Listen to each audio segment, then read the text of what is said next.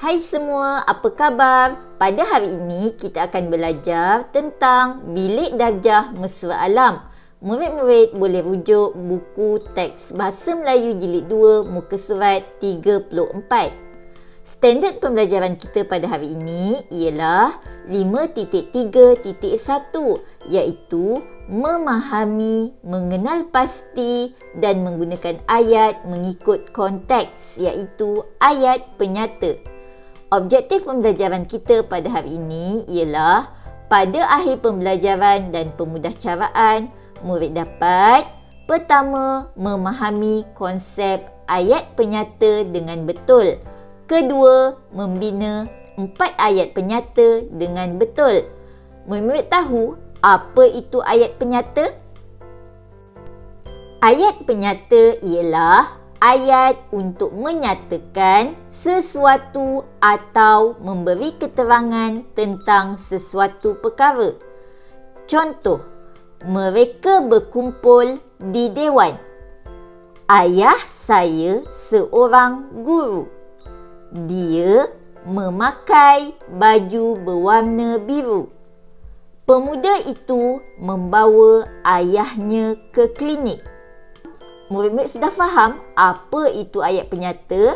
Mari kita baca buku teks Bahasa Melayu muka surat 34 dan lengkapkan ayat penyata berdasarkan gambar.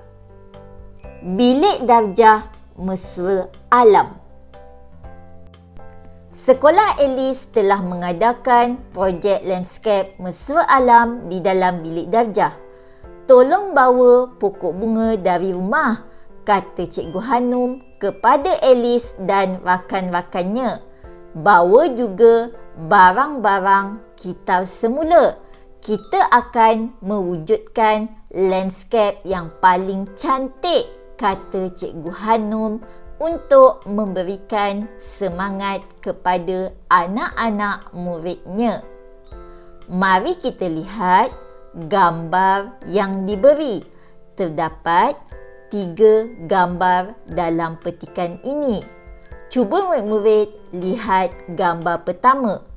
Ayat penyata dalam gambar ini ialah mereka membawa pokok bunga itu ke belakang bilik darjah. Ayat penyata yang kedua ialah mereka menyusun pokok bunga di satu sudut. Mari kita lihat pula gambar kedua. Apakah yang terdapat dalam gambar kedua ini? Di dalam gambar kedua ini terdapat 2 orang murid dan seorang cikgu. Murid tersebut sedang memegang pokok bunga di dalam pasu bunga yang berbeza. Ayat penyata bagi gambar pertama ialah Alice membawa pokok bunga ke sekolah. Ayat penyata yang kedua ialah pokok bunga itu ditanam di dalam botol. Ayat penyata yang ketiga ialah Komala pula membawa pokok bunga ke dalam pasu. Seterusnya, mari kita lihat gambar yang ketiga. Apakah yang murid-murid dapat lihat di dalam gambar ketiga ini? Terdapat 3 kotak yang berlainan warna di dalam gambar ini. Ini merupakan sudut kitab semula.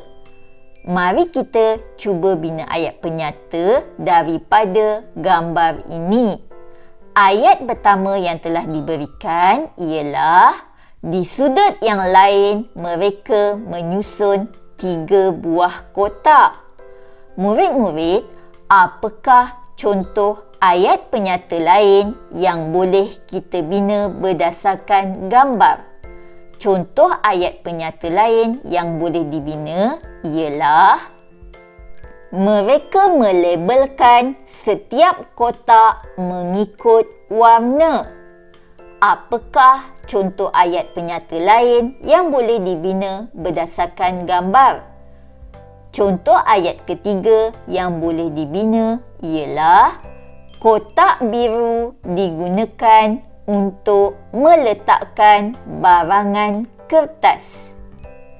Kotak coklat untuk meletakkan botol-botol plastik. Kotak jingga pula untuk mengumpulkan pakaian lama. Apa-apa contoh ayat penyata lain yang sesuai berdasarkan gambar boleh diterima. Cuba murid-murid kenal pasti yang mana satu ayat penyata yang terdapat dalam ayat di bawah ini. Bagus murid-murid. Sekarang cuba murid-murid bina ayat penyata daripada perkataan yang diberi.